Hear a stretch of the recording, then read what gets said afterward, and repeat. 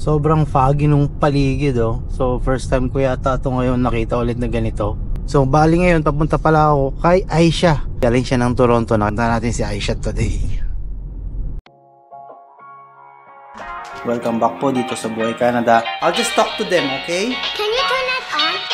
Buhay natin sa Winnipeg, Manitoba. So makitrip at makitravel dito sa amin sa Buhay Canada. So right here, Norwich Mountain. Pinalik ng turning over. Okay, so nandito ako ngayon nag-aantay sa may parking. Malapit dito sa airport kasi inaantay ko si Aisha na delayed yung kanyang flight for about half an hour. After ko magsundo sa airport, didiretso na ako ngayon kaagad sa work. So syempre, habang inaantay ko siya, let's be more productive. Let's try to involve the community. And isa sa mga recent video is, so input ni Jay Franklin, not worth it mag-Canada kung wala kang pera pang Canada. Napakahirap mag-Canada or mag-process ng papers papunta ng Canada, lalong-lalo na kung wala kang pera. Which is true. Reality bites, that's correct. And maraming gustong pumunta rito. But the lack of money is going to be their problem. And I think that's everybody's problem.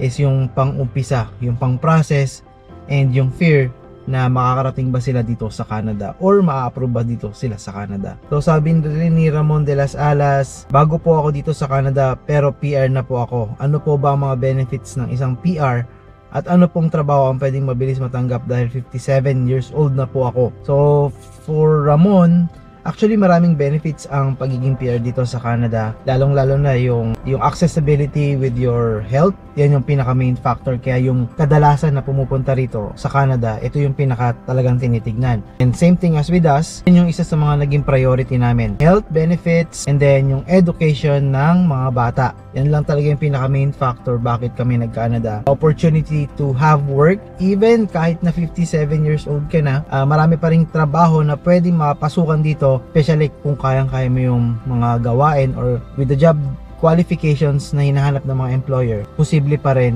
na makahanap ka ng trabaho regardless of the age. Pag kaya yung trabaho, walang problema yan. Kasi meron dito, may mga kasama din ako sa trabaho sa isang department, mga nasa 60 years old na rin, nagtatrabaho pa rin. The reality of that, kapag nasa bahay lang or mga retired na yung mga tao dito, yung mga usually mga edad na 65 to 70, they still continue working. Pero ang dahilan na lang din kasi nila kaya sila nagtatrabaho is para mabawasan yung boredom.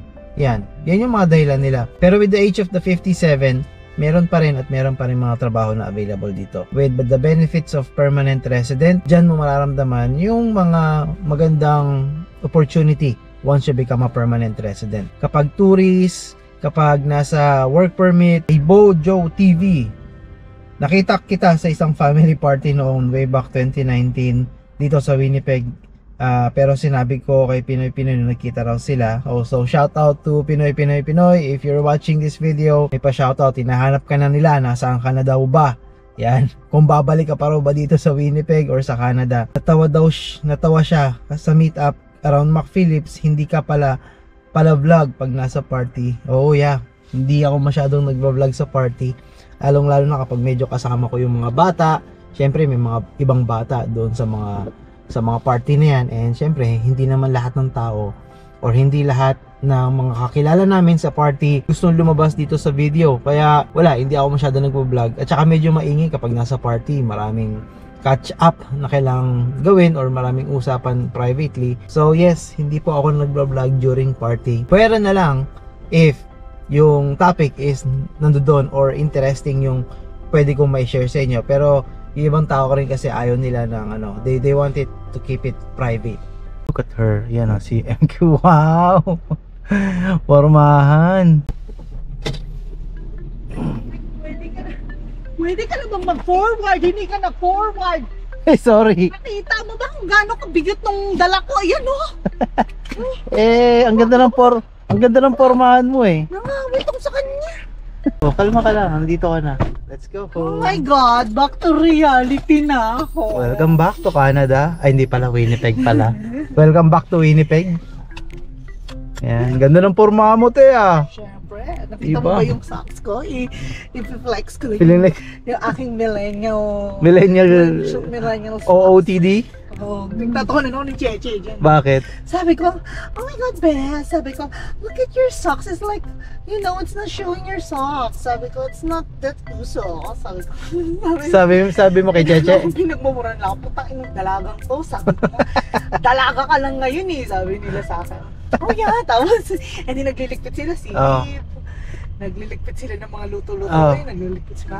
Anything I could help you with, but no thank you. Sabi ko, lulubusin ko lang ang aking pagiging dalaga. Sabi ko, hindi ako tutulong. Sabi ko, ang sarap pala ng ganitong feeling. Sabi ko, Nag-enjoy ka? buwisit ka. Shout out kay shout out mo muna si si best friend ko. Shout out to Eve, to Rafi, thank you. Alam mo, napakagaling nilang host talaga. Promise, isa rin sa magagaling na host. Napakagalante kong friend. Galante kong friend. Pabili ng mga food ng kung ano-ano.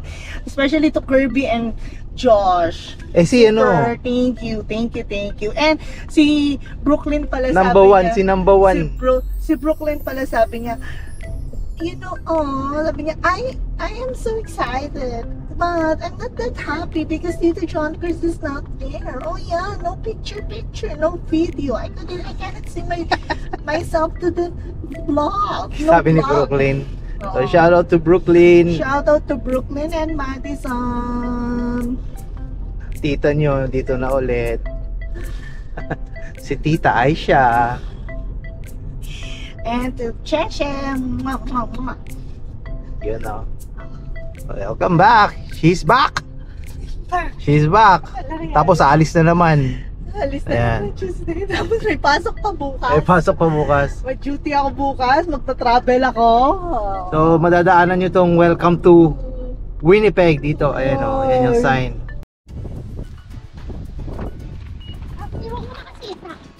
You know. So ayan, si Arya natulog. Bali kami ay nandito sa Selkirk, Manitoba. We'll try to visit yung mga boat. So first time namin dito. Ako pala, tsaka si Aisha, first time. And it's about 30 minutes drive. So ito. Yan yung itsura niya, oh. Yan. So may mga boat dito. So maliit lang naman siya. Tapos ito yung ikutin namin ngayon. Kagigising lang din kasi ni Aisha. Pero at least ayan, mapasyalan namin ito. Jackie's boat. May malaking boat din dyan eh. Oh. So what do we have there? Oh, anchor. Oh, picture. Picture kasi, Rizzy. Mommy, wait. Kasi. So ito yung center. You are right here at the center of the port. Mommy, So, can you take ayan. my photo too? Ito, center of the port. Ano? I need photos. You need photos? Stand Okay. Subukan namin umakyat yan sa mga ano niyan, sa mga ship. Yan, may anchor. Ayos na rin, mapasyalan namin to. First time din namin dito pumunta.